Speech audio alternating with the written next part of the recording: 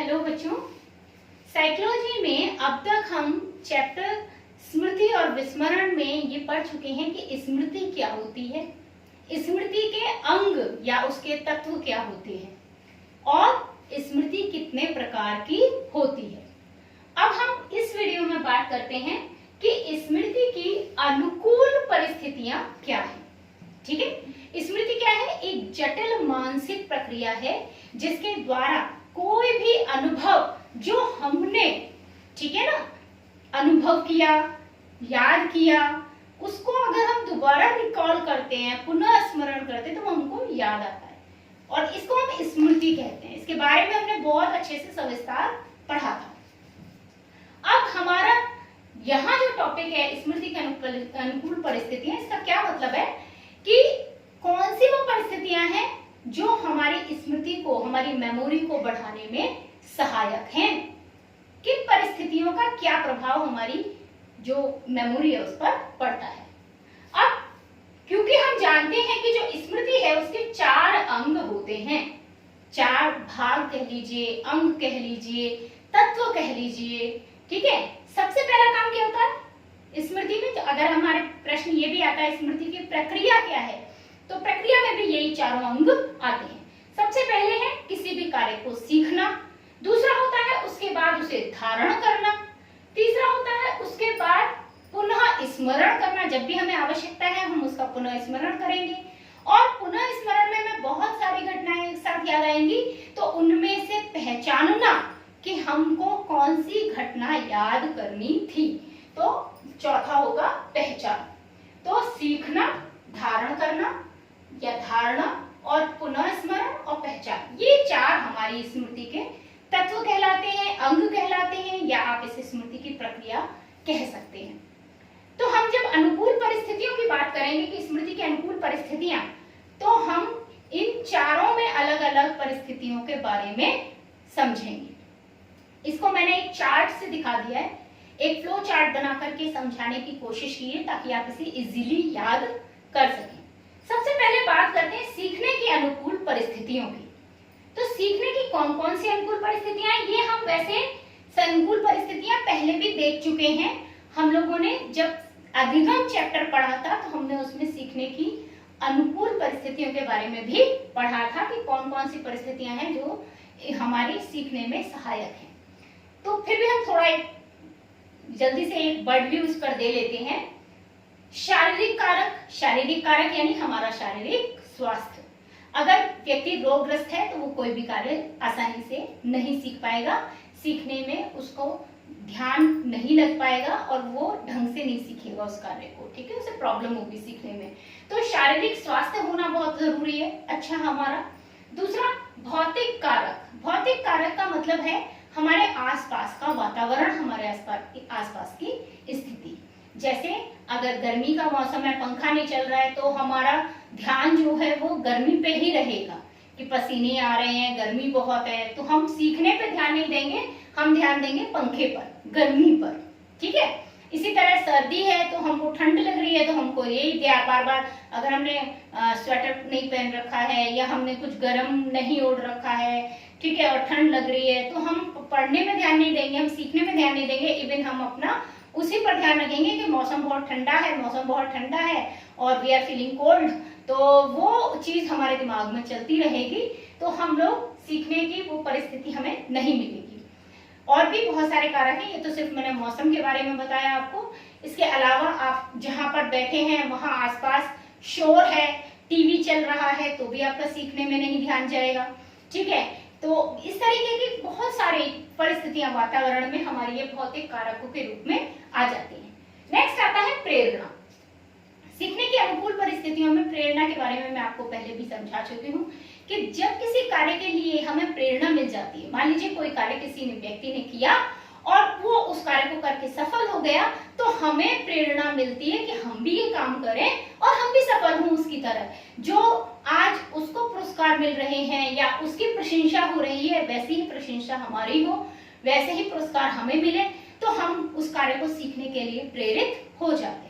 तो प्रेरणा पाकर भी व्यक्ति सीखता है और वो फिर किसी भी उस सीखने में कितने भी कठिनाइयां हो, उन कठिनाइयों का वो सामना करता है। तो ये हमारी सीखने की अनुकूल परिस्थितियों में नंबर 3 पर आ गई प्रेरणा। नेक्स्ट आती है रुचि। जिस कार्य में हमारी रुचि होती है उस कार्य को हम सीखने के लिए तत्पर रहते हैं, हम तैयार रहते हैं, ठीक है, और हम बहुत जल्दी उस कार्य को सीख जाते हैं।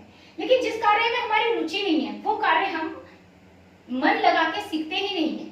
कोई जबरदस्ती करे तो उसे सीखेंगे नहीं, मन तो बिल्कुल नहीं सीखेंगे, ठीक है। जैसे जिसको ड्राइंग अच्छी आती है, ड्राइंग समझ में आ रही है, उसको ड्राइंग करना अच्छा लगेगा और वो ड्राइंग जल्दी सीख जाएगा, वो पोर्ट्रेट्स बनाना सीख जाएगा, वो कलरिंग करना सीख जाएगा, सीनरी लैंडस्केप्स बनाना सीख जाएगा, ठीक है। और जिसको ड्राइंग बिल्कुल नहीं समझ में आती, जिसकी एक लाइन भी सीधी नहीं आती, उससे आप कहिए कि लैंडस्केप बना दो, वो बिल्कुल नहीं बनाएगा, ठीक है। इसके बाद बुद्धि, बौद्धिक स्तर भी बहुत मायने रखता है सीखने के लिए। बौद्धिक स्तर, बुद्धि लब्धि, आईक्यू लेवल, ये हम लोग पहले डिस्कस कर चुके हैं। आईक्यू लेवल यानी बुद्धि लब्धि जो होती है वो हमारी शारीरिक और मानसिक आयु के अनुपात से ली जाती है, ठीक है। मानसिक आयु अपॉन शारीरिक आयु इंटू 100, इस तरह से हम बुद्धि लब्धि निकालते हैं, ठीक है। और अगर बुद्धि लब्धि एक सामान्य स्तर से बहुत अच्छी है तो वो प्रतिभाशाली हो जाएगा, और अगर उससे नीचे है तो फिर एवरेज से नीचे जा रहा है तो इसका मतलब वो मंद बुद्धि होगा। फिर धीरे धीरे कैटेगरीज होती हैं अलग अलग, ये हम आगे जाके पढ़ेंगे जब हम बुद्धि के बारे में और अध्ययन करेंगे। तो बुद्धि बौद्धिक स्तर पर भी निर्भर करेगा।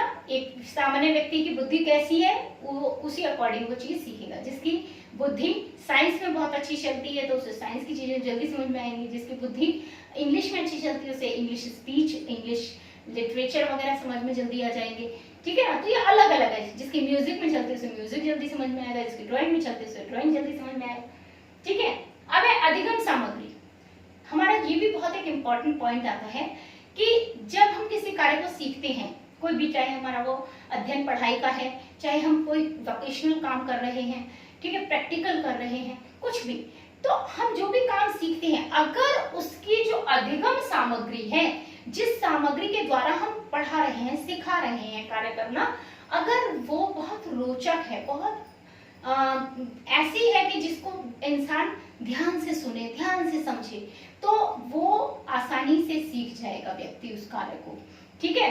जैसे अक्सर छोटे बच्चों को जब हम कविताएं सिखाते हैं या हम उन्हें एबीसीडी सिखाते हैं तो अक्सर गा के सुना करके सिखाते हैं, एक्शंस कर करके सुनाते हैं, जिससे वो बहुत रोचक हो जाता है, बच्चों को वो गेम की तरह लगता है और वो जल्दी सीख जाते हैं, ठीक है। तो ऐसे ही जो साइंस की या और जो पढ़ाई होती है, अलग अलग पढ़ाई के लिए हम अलग अलग तरह के प्रयोग करते हैं, ठीक है ना, तरीके से सिखाते हैं, अलग अलग ढंग से सिखाते हैं। तो हमारी अधिगम की सामग्री कैसी है ये भी डिपेंड करता है। अधिगम का तरीका कैसा है, यानी शिक्षण विधि कैसी है, इस पर भी निर्भर करेगा कि सीखेगा व्यक्ति जल्दी या देर में। फिर अभ्यास, किसी भी कार्य को सीखने के लिए अभ्यास की इंपॉर्टेंस हम लोगों ने पढ़ी थी अपने पिछले वीडियो में, जब हमने जाना था कि स्मृति कितने प्रकार की होती है। तो हमने पढ़ा था कि हमारी जो अल्प स्मृति है, जिसे हम शॉर्ट टर्म मेमोरी कहते हैं, अल्पकालिक स्मृति से जब दीर्घकालिक स्मृति में यानी लॉन्ग टर्म मेमोरी में कोई भी बात जाएगी तो वो तभी जाएगी जब उसका बार बार अभ्यास किया जाएगा, रिहर्सल की जाएगी, वरना वो शॉर्ट टर्म मेमोरी में ही खत्म हो जाएगी, लॉन्ग टर्म मेमोरी में नहीं जाएगी और हमेशा हमको याद नहीं रहेगी। तो अभ्यास की बहुत बड़ी भूमिका है। उसके बाद आते हैं सामाजिक कारक। सामाजिक कारक मतलब हमारे आसपास का जो समाज है, ठीक है, हमारे आसपास का समाज किसी भी कार्य को सीखने में हमें प्रोत्साहित भी कर सकता है और हमें व्यवधान भी डाल सकता है, बाधा भी उत्पन्न कर सकता है। जैसे अक्सर आप लोग लिंग भेद समझते हैं, बालक और बालिकाओं, लड़का और लड़की में भेद कर लिया जाता है, हालांकि हर एक जगह ऐसा नहीं है, लेकिन फिर भी कुछ जगह ऐसी हैं जहाँ पर लड़कों को पढ़ने के लिए भेजा जाता है, लड़कियों को पढ़ने के लिए नहीं भेजा जाता है, तो उनकी सीखने की जो परिस्थिति है वो नहीं रह पाती है, ठीक है ना। तो लड़कियां नहीं सीख पाती हैं, समझ पाती हैं, वो अनपढ़ रह जाती हैं, लिटरेट रह जाती हैं, है ना, लिटरेट नहीं हो पाती हैं।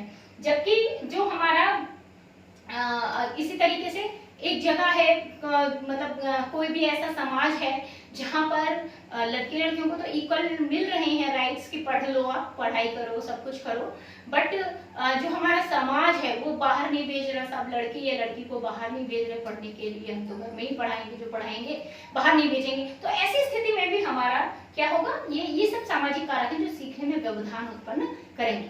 इसी तरीके से अगर समाज में हमारे आसपास हम जैसे कोई बच्चा है, और अक्सर आप लोग अगर इंटरव्यूज आईएएस पीसीएस के पढ़ते हो सुनते हो तो आप लोगों ने सुना होगा कि अगर किसी मान लीजिए वो आईएएस के इंटरव्यू में गए और वहां पे उन्होंने आईएएस को सुन लिया और देख लिया कि भाई आईएएस की तो इतनी पूछ होती है, उसको तो लोग सलाम ठोकते हैं और इतना सब उसका सम्मान करते हैं, हमको भी आईएएस बनना है, ठीक है।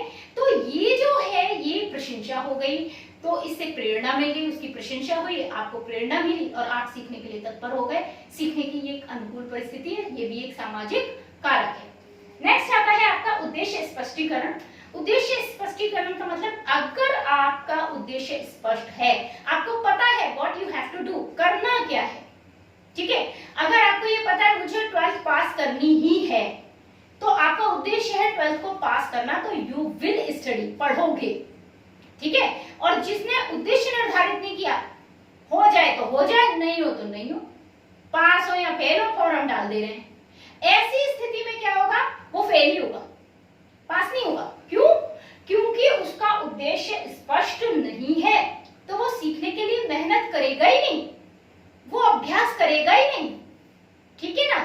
तो ये हमारे बहुत इंपॉर्टेंट है। देखिए ये सामाजिक कारक, शारीरिक कारक, भौतिक कारक ये हर घर में मिल जाएंगे, बट ऐसा नहीं है कि हर घर में बच्चे पढ़ाई के स्तर को लेकर के अलग अलग होते हैं, ऐसा नहीं है, सबका स्तर एक जैसा हो जाता है। रीजन क्या है, जिसका उद्देश्य स्पष्ट होगा वो इन सारी परिस्थितियों को भी अपने अनुकूल बना लेगा, जो प्रतिकूल परिस्थितियां हैं उन्हें भी अपने अनुकूल कर लेगा, अगर वाकई में उसका उद्देश्य स्पष्ट है और वो अपने उद्देश्य को प्राप्त करने के लिए पूरी तरह तैयार है। तो अपनी परिस्थितियां वो अनुकूल करेगा जितनी प्रतिकूल। अनुकूल परिस्थितियां किसी की नहीं होती, बट उनको अनुकूल बनाया जा सकता है अगर हम चाहें तो, और उसके लिए हमें जिद्दी बनना पड़ेगा, थोड़ा सा हमें अपने आप में तैयार होना पड़ेगा कि हाँ मुझे ये करना है। तो अगर हम 12th पास करनी है, 12th पास करना चाहते हैं, तो हमें ये करना है, इसके लिए मुझे रात में जागना पड़े तो मैं रात में जागूंगी, अगर मुझे सुबह उठना है तो मुझे सुबह उठना है तो सुबह उठकर पढ़ूंगी, मुझे जैसे मेरे घर में समय मिलेगा मैं वैसे करूंगी, जहां जगह मिलेगी मैं वहां पढ़ूंगी, जैसी परिस्थिति मिलेगी मैं वैसी परिस्थिति में करूंगी, बट करूंगी। ये जब आ जाता है तो उद्देश्य स्पष्ट कहलाएगा आपका, ठीक है। नेक्स्ट आता है परिपक्वता। परिपक्वता यानी मैच्योरिटी, इसके बारे में भी हम लोग बात कर चुके हैं।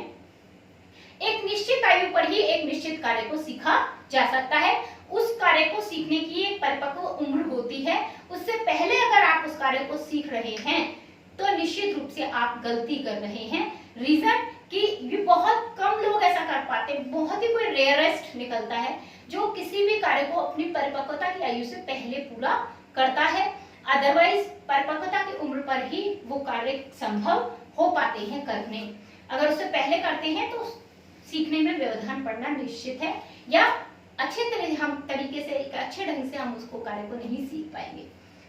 प्रगति का ज्ञान, अगर हम बार बार ये नोटिस करते हैं कि हमने जो उद्देश्य हमने अपना निर्धारित किया है, उस उद्देश्य की प्राप्ति के लिए हमने कितनी मेहनत की है और हम कितनी प्रोग्रेस कर रहे हैं, हमने कितनी प्रगति की है, ये हमें अगर पता चलता है तो हम उसके लिए और ज्यादा मेहनत करते हैं। अगर हमें कम लगती है तो हम ज्यादा मेहनत करते हैं, अगर हमें अपनी प्रगति ठीक लगती है तो भी हम मेहनत करते हैं ताकि हम अपने उद्देश्य को प्राप्त कर सके। तो बच्चों को जो टेस्ट लिए जाते हैं वो अक्सर इसीलिए लिए जाते हैं ताकि टेस्ट के मार्क्स के जरिए उन्हें ये बताया जा सके कि इस चैप्टर में, किसी भी चैप्टर में उसकी क्या मेहनत है और वो कितना तैयार है अपने उद्देश्य को पाने के लिए।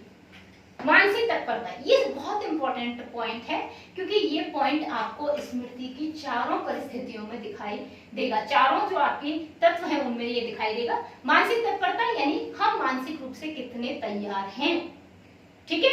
हम शारीरिक रूप से तैयार हैं, हमारा स्वास्थ्य बहुत बेहतर है, भौतिक कारक हमारे पक्ष में है, हमारे माता पिता भी चाहते हैं कि हम पढ़ें, वो हमें सारी सुविधाएं भी दे रहे हैं, सब तरह से हमें सपोर्ट कर रहे हैं, सामाजिक कारक हमारे बहुत बढ़िया हैं, हमारे आसपास का माहौल बहुत बढ़िया है, बुद्धि भी है, रुचि भी है, परिणाम भी है, सब कुछ है, बट हम आलसी हैं। हम सोचते हैं कल करेंगे, जो भी काम करना है वो आज नहीं कल करेंगे, तो ये जो कल आएगा वो आता ही नहीं है कभी, क्योंकि हर दिन हम यही सोचकर टाल देते हैं कल करेंगे, और वो जब कल नहीं आता है तो हम जो कार्य सीखना चाहते हैं वो कार्य नहीं सीख पाते। क्यों? क्योंकि हर दिन हमारा टलता चला जाता है और कार्य हम कभी भी सीख नहीं पाएंगे, क्योंकि कल तो कभी आता ही नहीं। ठीक है ना। अब इसके बाद आती है धारण की अनुकूल परिस्थितियां। तो लगभग सीखने की अनुकूल परिस्थितियां और धारण की अनुकूल परिस्थितियां एक जैसी होती हैं, तो बहुत ज्यादा डिटेल्ड नहीं बताऊंगी। कुछ समझ में न आए तो आप मुझसे पूछ सकते हैं, कमेंट कर सकते हैं, और जो भी पॉइंट क्लियर नहीं हो मुझसे पूछ लीजिएगा। मैं बहुत स्पीडली आपको ये चीजें समझाई दे रही हूँ। धारण आप जानते हैं कि हमने जो भी सीखा वो हमारे मस्तिष्क में स्मृति चिन्हों के रूप में संचित हो जाता है, स्टोर हो जाता है। ठीक है, जिसको हम कहते हैं धारण। अब ये जो धारण है ये कब हो सकता है बेहतर, इसके लिए अनुकूल परिस्थितियां क्या होती है? सबसे पहली बात, सामग्री का स्वरूप। अगर आपकी अध्ययन सामग्री बहुत अच्छी है तो आपको वो इजीली याद हो जाएगी। बहुत सिंपल सा एक छोटा सा एग्जांपल मैं आप लोगों को दिए देती हूँ। जैसे अक्सर हम बच्चों को सिखाते हैं, मैं साइंस की भी पढ़ाती हूँ, तो साइंस में हम लोग जनरली बच्चों को सिखाते हैं कि भाई इलेक्ट्रॉन की खोज टॉमसन ने की है, प्रोटॉन की खोज हमारा रदरफोर्ड ने की है, और न्यूट्रॉन की खोज चैडविक ने की है। बच्चे भूल जाते हैं, कंफ्यूज हो जाते हैं, गलत कर जाते हैं। एक नंबर का क्वेश्चन होता है, गलत कराते हैं। कॉम्पिटिशन्स में भी आता है और गलत करते हैं। तो हम उन्हें कैसे याद कराते हैं? ईंट पर नाच। हमने एक लाइन बना दी, ईंट पर नाच। ईंट पर नाच, ई फॉर इलेक्ट्रॉन और ट टॉमसन। तो ई इलेक्ट्रॉन, ट टॉमसन, ईंट हो गया। पर प से हमने प्रोटॉन और र से रदरफोर्ड, तो प्रोटॉन रदरफोर्ड हो गया। और नाच, न से न्यूट्रॉन, च से चैडविक। हमने बना दी एक लाइन। याद करना आसान हो गया, क्योंकि ईंट पर नाच एक शब्द है जो हमें तुरंत स्मृति चिन्ह हमारे दिमाग में इकट्ठा हो जाएगा। तो हमारी सामग्री का हम स्वरूप कैसा बना लेते हैं, हम उसे कितने तरीके से, आप देखिए कभी भी आप मोबाइल नंबर याद करते हो तो कैसे याद करते हो? आप एक साथ ऐसे नहीं याद करते हो उसके सारे डिजिट्स अलग अलग, आप उसे 2-2 के टुकड़ों में या 4-4 के टुकड़ों में या 3-3 के टुकड़ों में इस तरह से याद करते हो, है ना। तो वो हमने सामग्री का स्वरूप कैसे बना लिया, उसके आधार पर वो हमारे मस्तिष्क में धारण होगा। नेक्स्ट आता है उद्दीपक की अवधि। उद्दीपक आप जानते हैं कि जो भी हमने कार्य सीखा है वो हमारे सामने एक उद्दीपक की तरह काम करता है। ठीक है, और सबसे पहले हमारी जो सेंसरी नर्व्स हैं, या कह लीजिए हमारी सेंसरी मेमोरी है, उसमें वो जाकर संचित होता है सांवेदिक जो हमारी स्मृति है। ठीक है, तो हमारे कान, हमारी आंख, नाक, जीभ, त्वचा, ये सब हमारी सांवेदिक स्मृति के लिए संग्राहक की तरह काम करते हैं, और ये उन उद्दीपकों को संग्रहित करते हैं, स्टोर करते हैं, और हमारी सांवेदिक स्मृति सेंसरी मेमोरी में इकट्ठा होते हैं। ये सब हम पिछले वीडियो में समझ चुके हैं। तो हमारी उद्दीपक ज्यादा देर तक अगर हमारे सामने रहेगा हमें याद हो जाएगा जल्दी से। अगर हमारे सामने बहुत कम समय के लिए आएगा तो हमको उसको याद करने में थोड़ा समय लग सकता है, या हो सकता है हम उसको न याद रख पाए। तीसरा आता है सामग्री की मात्रा। सामग्री की मात्रा यानी हम एक बार में कितनी अध्ययन सामग्री याद कर रहे हैं। अब पूरा चैप्टर हम एक ही बार में रटना चाह रहे हैं, याद करना चाह रहे हैं, जो है कम से कम 10-20 पेज का, तो कैसे याद होगा? हम उसे टुकड़ों में तोड़कर याद करेंगे तो हमको वो आसानी से याद हो जाएगा। ठीक है, तो सामग्री की मात्रा पे डिपेंड करेगा कि हम कितनी सामग्री एक बार में याद कर रहे हैं। अधिगम की मात्रा, हमने जो भी काम सीखा वो हम कितनी एक बार में कितना सीख रहे हैं। भाई आप धीरे धीरे सीखते हैं, आपको 6 से 12 तक आने में कितने क्लासेस पार करने पड़ते हैं, तब आप 6 से 12 में आते हो। ऐसा तो नहीं है 6 के बाद डायरेक्ट 12th हो जाती है। ठीक है ना, तो हम कितनी मात्रा, अगर हमसे कोई कहे 6 के बच्चे से कहे कि नहीं तुम्हें डायरेक्ट हम 12th कराएंगे, पॉसिबल है? नहीं, क्योंकि जो 12th का सिलेबस उसके बीच में जो इतने सारे क्लासेस के सिलेबस हैं वो भी तो है। अगर वो उसने नहीं पढ़े तो वो डायरेक्ट 12th के सिलेबस को कैसे समझ पाएगा? ठीक है, तो सामग्री की मात्रा, अधिगम की मात्रा, सीखने की गति, वो बौद्धिक स्तर पर निर्भर करती है कि जिसका बौद्धिक स्तर यानी बुद्धि जिसकी ज्यादा होगी उसकी सीखने की गति भी ज्यादा होगी। जिसकी बुद्धि कम होगी वो बार बार पूछेगा, बार बार क्वेश्चन करेगा और बार बार सीखने की कोशिश करेगा। इसका मतलब ये नहीं है कि आप क्वेश्चन ना करें, कि हमारी मैडम कहेंगी कि हमारी तो बुद्धि कम है, हम क्वेश्चन ज्यादा करना है, ऐसा नहीं है। आप लोग जितने ज्यादा क्वेश्चन करते हैं उतने ज्यादा आपकी प्रॉब्लम्स जो आपके दिमाग में हैं, संशय हैं, संदेह हैं, डाउट्स हैं, वो क्लियर हो जाते हैं। तो इसलिए प्रश्न जरूर पूछिएगा अगर नहीं आए समझ में तो। ठीक है, तो सीखने की गति पे निर्भर करेगा। अधिगम की विधि वो हम पहले पढ़ चुके हैं, अधिगम शिक्षण विधियां। तो तो विधि कैसी है, हम कौन सी विधि से पढ़ा रहे हैं, जितनी ज्यादा रोचक विधि उतना जल्दी हमारे मस्तिष्क में वो धारण हो जाएंगे जो भी कार्य हमने सीखा है। भावनाएं, हमारी अपनी भावनाएं इसमें बहुत बड़ा रोल निभाती है धारण करने में। ठीक है, हमारा मूड कैसा है, अगर हमारा मूड बहुत अच्छा है, हंसमुख है, हम खुश रहते हैं, तो हम किसी भी कार्य को आसानी से सीख सकते हैं। लेकिन अगर हम चिड़चिड़े हैं, हमारी भावनाएं हमारे कंट्रोल में नहीं है, हम क्रोधित हो जाते हैं, या हम किसी भी कार्य को देख के नर्वस हो जाते हैं, घबरा जाते हैं, तो उन कंडीशंस में हम याद नहीं रख पाते, हमारा जो धारण क्षमता है वो कम हो जाती है मस्तिष्क की। ठीक है, तो भावनाएं भी एक बहुत बड़ा रोल निभाती हैं। हम कोई टेंशन में हैं, तनाव में हैं, चिंता में हैं, तो भी अवधान, अवधान यानी ध्यान, हमारा ध्यान कितना है उस सीखने के कार्य की तरफ। जितना ज्यादा ध्यान से हम कार्य को सीखेंगे, एकाग्र होकर सीखेंगे, उतना हमें वो जल्दी धारण हो जाएगा, मस्तिष्क में हमारे स्टोर होगा। अगर नहीं तो हम नहीं सीख पाएंगे। मानसिक तत्परता ये हम पहले भी देख चुके, हम तैयार कितने हैं मस्तिष्क से, मानसिक रूप से, हम आलस से तो नहीं कर रहे हैं, ये भी डिपेंड करता है। अभ्यास, ये भी मैं पहले डिस्कस कर चुकी हूँ। बार बार रिहर्सल, कितनी बार हमने उसकी रिहर्सल की है, जब हम बार बार रिहर्सल करेंगे तो हमें वो निश्चित रूप से धारण हो जाएगा। एक बार में कुछ भूलेंगे, फिर दोबारा रिहर्स करेंगे, फिर हमें याद हो जाएगा, फिर हम दोबारा रिहर्स करेंगे तो भी हम याद। बुद्धि मैं पहले भी बता चुकी, बौद्धिक स्तर। निद्रा, हाँ ये बहुत जरूरी है। जब हम कोई भी कार्य सीखते हैं तो मैंने भी आपको बताया था सामग्री की मात्रा, हमें एक साथ 10-20 पेज नहीं याद कर सकते, थोड़ा थोड़ा करके याद करते हैं। तो हमने जितना याद कर लिया उसके बाद हम अगर थोड़ा सा भी एक स्मॉल नैप ले लेते हैं, एक पावर नैप कहलाती है ये। पावर नैप का मतलब है हमने थोड़ी देर के लिए आंख बंद करके अपने आप को रिलैक्स कर लिया, अपने आप को बिल्कुल शांत कर लिया। इतनी देर में, ये मैं पहले भी क्लियर कर चुकी हूँ आपको, कि जैसे अलमारी में कपड़े हम भरते हैं तो वैसे हमने याद किया ना, तो सारी चीजें दिमाग में भर ली। बट जब हम वो पावर नैप लेते हैं, हम थोड़ी देर के लिए झपकी लेते हैं, तो क्या होता है उतने टाइम में हमारा दिमाग अलमारी में जैसे कपड़े हम सेट कर देते हैं, इस तरीके से हमारी जितना हमने पढ़ा उसको सेट कर देता है दिमाग में, फाइल बना देता है हर एक की। ठीक है, और ताकि जब भी हमें जरूरत हो तो वो वही फाइल खींच करके निकाल के हमारे सामने ला दे जो भी हम याद करना चाह रहे हैं। अगर हम ऐसा नहीं करेंगे तो जैसे अलमारी में कपड़े भर जाएंगे और आपको एक कपड़ा चाहिए तो आपको सारे कपड़े बाहर निकालने पड़ेंगे। वैसे ही आपको दिमाग में भी अगर आपको एक चीज को याद करनी है तो आपके दिमाग में सारी चीजें हौच-पौच हो जाएंगी।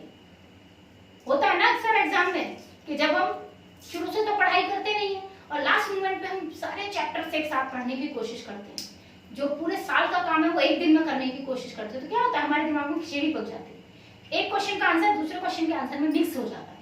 तो वो इसी तरीके से होता है। ठीक है, तो ये हमारी निद्रा बहुत जरूरी है। लेकिन निद्रा का मतलब ये नहीं है कि हम मानसिक रूप से तत्पर ना रहें, हम पूरे दिन सोते रहेंगे, हम तो साफ दिमाग को आराम दे रहे हैं। ठीक है, निद्रा का मतलब ये छोटी नैप। अगर हमने 1 घंटा पढ़ाई की है, 2 घंटा पढ़ाई की है, तो हम उसके बाद थोड़ी देर आंख बंद करके, नींद आ रही है तो थोड़ी देर सो जाएं, नींद नहीं आ रही है तो भी आंख बंद करके कोशिश करें कि हम कुछ ना सोचें। ठीक है, बस शांत होने की कोशिश करें तो दिमाग इतनी देर में अपना काम कर लेगा। अनुभव, हमारा अनुभव कैसा है इस पर भी धारण करना निर्भर करता है। अनुभव और अनुभूति ये दोनों में थोड़ा सा फर्क है। अनुभव का मतलब है एक्सपीरियंस और अनुभूति यानी हमारी फीलिंग।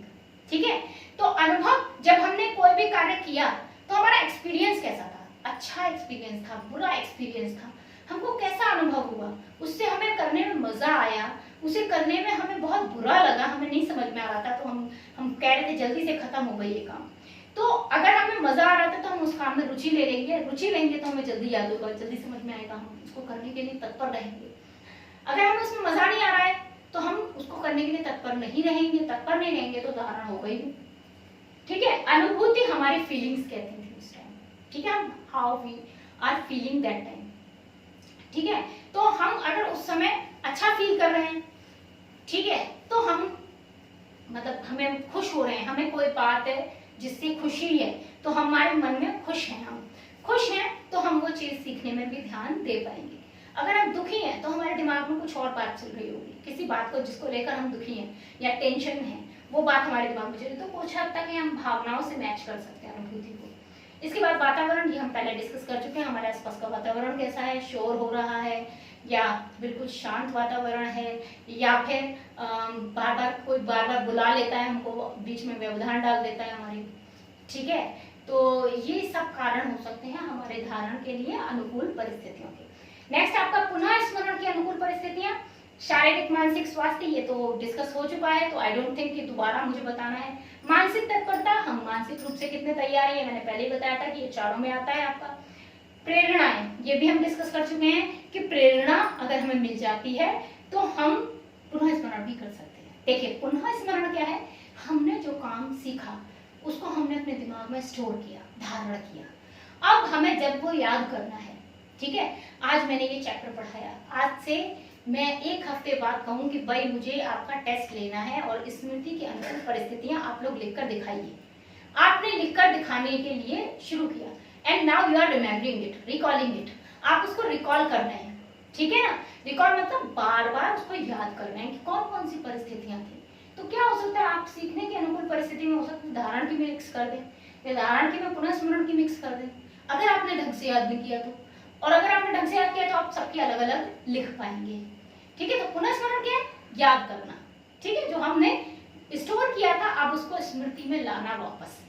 तो स्मृति में लाने के लिए हमारा शारीरिक मानसिक स्वास्थ्य बेहतर होना चाहिए। अगर रोगी हैं, परेशान है शरीर से या मानसिक रूप से परेशान है, चिंता है, टेंशन है, तो हमें वो चीज याद नहीं आएगी जो हम याद करना की कोशिश कर रहे हैं। मानसिक रूप से तैयार हैं तो हम तत्पर हैं, हमें आलस्य नहीं है, ठीक है, तो हम वो याद कर लेंगे। हमने सोचा कि याद करें, है ना, हाँ फला कौन सी तारीख थी उस दिन, ठीक है, जिस दिन ये काम हुआ था, अब हम तारीख याद करने पे लगे पड़े हैं, ठीक है। कौन सी तारीख थी जिस दिन ये कोरोना आया था, ठीक है, अब हम तारीख याद करने पे। तो एक व्यक्ति है जो लगातार याद किए जा रहा है कि मैंने पढ़ा तो था कहीं कि कब आया था, और एक व्यक्ति कह रहा है बाढ़ में आंदे क्या करना है याद करके, ठीक है। तो जिसने ये सोच लिया ना कि क्यों याद करो, तो उसे याद आएगा भी नहीं, क्योंकि उसने मानसिक रूप से तत्पर रहने का काम ही नहीं किया। और जिसने बार बार अपने दिमाग पे जोर डाला, मस्तिष्क पर जोर डाला, तो मस्तिष्क पे जोर डालने से वो चीज बाद में याद आ जाएगी, कुछ समय बाद याद। कोई व्यक्ति आपको दिखता है, इसकी शक्ल जानी पहचानी लगती है, बट आपको समझ में नहीं आ रहा वो कौन है, आप बार बार याद कर रहे हैं, बार बार याद कर रहे हैं, तो आपको एक बार याद आ जाएगा कि आपने कितने साल पहले या कब उसको देखा था, वो कौन था, आपको याद आ जाएगा, ठीक है। लेकिन अगर आप याद नहीं करेंगे तो नहीं आएगा। प्रेरणाएं मैंने बताई थी आपको, प्रेरणाएं हम किसी से प्रेरित हो जाते हैं, कोई हमसे कहता है नहीं नहीं याद करो, हम तो कह रहे हैं नहीं साहब हमें नहीं याद करना, लेकिन कोई कह रहा नहीं याद करो, जरूरी है इसको याद करना, ठीक है। कोई हम कह रहा अरे वो मेरे लिए याद करो, जैसे मम्मी आपकी कहीं कुछ सामान रखकर भूल गई, अब वो कह रही बेटा याद करके बताओ मैंने वो उस समय कहाँ रखा था, मैंने ये चीज कहाँ रखी थी, तो अब आप भी लग गए याद करने, तो प्रेरणा मिल गई तो याद करने लग गए, ठीक है। प्रयत्न, जितना ज्यादा हम मस्तिष्क पे जोर डालेंगे, प्रयत्न करेंगे, जितना ज्यादा हमको याद होगा। संकेत, अगर हमारे दिमाग में कोई भी संकेत आ जाता है तो याद करना आसान हो जाता है। जैसे अगर आप याद करना चाह रहे हैं कि आपका बर्थडे है और बर्थडे वाले दिन आपकी मम्मी ने अपनी अंगूठी उतारी और कहीं रख दी, अब आप 1-2 महीने बाद आपकी मम्मी उस अंगूठी को ढूंढ रही है और वो पूछ रही है कि बेटा कहाँ रखी थी मैंने, कहाँ रखी थी मैंने, तो आप सबसे पहले क्या याद करेंगे, मम्मी आपने अंगूठी उतारी कब थी, तो आपकी मम्मी याद करके बताएंगी कि मैंने कब उतारी थी, कब उतारी थी। फिर उन्हें धीरे धीरे एक संकेत याद आएगा कि तुम्हारा बर्थडे था उस दिन, ठीक है, तो ये एक संकेत हो गया, ठीक। या उस दिन बर्थडे नहीं था, उस दिन कुछ ऐसा हुआ कि किसी बात पे ये चर्चा हुई थी कि आज शुक्रवार है या आज रविवार है, तो मम्मी को एकदम से याद आ गया कि अच्छा उस दिन रविवार था। अब आप चेक कर रहे हैं कि रविवार को क्या क्या हुआ था, कैसे कैसे हुआ था, कहाँ कहाँ आप खड़ी हुई, तो हम वो सब, तो ये संकेत होते हैं, छोटे छोटे संकेतों से ही हम पूरी बात को याद कर लेते हैं।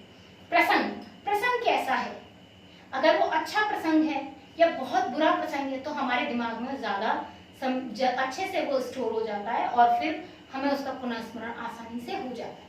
अगर हमारा वो प्रसंग कोई हमारे काम का नहीं था, ज्यादा उससे हमारा कोई ज्यादा मेल नहीं था, तो फिर वो प्रसंग हमें आसानी से याद नहीं होगा। तो हमें अपनी अच्छी बात में बुरी बातें जल्दी याद आती हैं, है ना, और जो नॉर्मल डेज होते हैं वो हमको याद नहीं रहते। अवरोध, अगर बीच में कोई अवरोध आ गया तो हमारा पुनर्स्मरण नहीं हो पाएगा, अगर अवरोध नहीं आया तो हम पुनर्स्मरण कर लेंगे। अवधि डिपेंड करता है हम कितनी अवधि के लिए पुनर्स्मरण कर रहे हैं। वही बात, ज्यादा समय के लिए पुनः स्मरण कर रहे हैं या हमारी जिस घटना को हम याद कर रहे हैं वो कितनी बड़ी है, वो उसकी अवधि क्या है। ठीक है, अगर वो बड़ी घटना है तो उसको समय लग सकता है याद करने में, छोटी घटना जल्दी याद आ जाएगी। पहचान की अनुकूल परिस्थितियां मैं सिर्फ 4 बताऊंगी क्योंकि बाकी सारी सेम है, तो इन्हें लिखने की भी कोई आवश्यकता नहीं क्योंकि ये सब इन्हीं में है। मेन जो हमारी पहचान के लिए अनुकूल परिस्थितियां केवल 4 है। हमारा आत्मविश्वास, अगर हमारा सेल्फ कॉन्फिडेंस बहुत ज्यादा है, हम समझते हैं कि हम ये याद कर सकते हैं, ठीक है ना, मुझे ये याद हो जाएगा और मैं इसको याद कर सकती हूँ, कर सकते हैं ये काम हम, तो निश्चित रूप से हम वो काम कर भी लेते हैं। ठीक है, पहचान क्या थी, मैंने आपको बताया था कि जब हम कोई भी कार्य का पुनः स्मरण करते हैं, उसको रिकॉल करते हैं, तो उस रिकॉलिंग में हमारे को दिमाग में बहुत सारी चीजें आती हैं और उनमें से हमारे एक जिस स्पेशल पॉइंट की बात कर रहे हैं हम, वो उनमें से कोई एक होता है जिसको हमें पहचानना होता है। ठीक है, बाकी चीजें छोड़ के।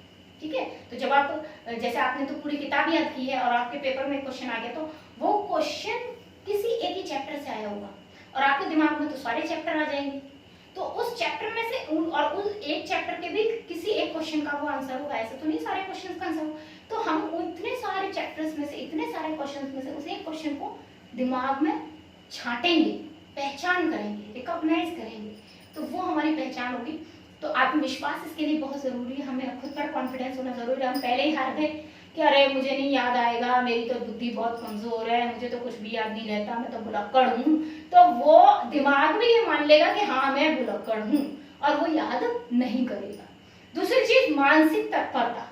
मानसिक तत्परता, ये हम फिर से वही बात कर रहे हैं कि हम मानसिक रूप से कितने तैयार हैं। और तीसरा अवधि। अवधि यानी हम जिस चीज को याद कर रहे हैं वो कितनी ड्यूरेशन की है, कितनी अवधि की है, बड़ी चीज है, छोटी चीज है, किसको याद कर रहे हैं हम। और फिर दूसरी अवधि, हम कितने समय से प्रयास कर रहे हैं उसे याद करने का, वो। और अवरोध, बीच में अगर कोई अवरोध आ गया तो हमें याद नहीं आएगा, पहचान नहीं आएगी। अगर कोई अवरोध नहीं आया तो हम उसको आसानी से पहचान लेंगे। तो ये हो गई हमारी स्मृति की सारी अनुकूल परिस्थितियां। पेपर में ये क्वेश्चन अलग अलग ढंग से पूछे जाते हैं। कभी कभी स्मृति की अनुकूल परिस्थितियों के रूप में विस्तृत प्रश्न पूछा जाता है, कभी कभी सिर्फ सीखने की अनुकूल परिस्थितियां पूछ ली जाती हैं, कभी कभी धारण की अनुकूल परिस्थितियां पूछ ली जाती हैं, कभी पुनः स्मरण की या पहचान की अनुकूल परिस्थितियां, या कभी चारों। ठीक है, एक साथ। तो डिपेंड करता है कि विस्तृत उत्तरीय प्रश्न आपका किस तरीके से आता है, तो इसलिए आपको ये सारी परिस्थितियां याद रखनी चाहिए। अगर कोई प्रॉब्लम है, कोई समस्या है तो आप मुझसे पूछ सकते हैं। Thank you.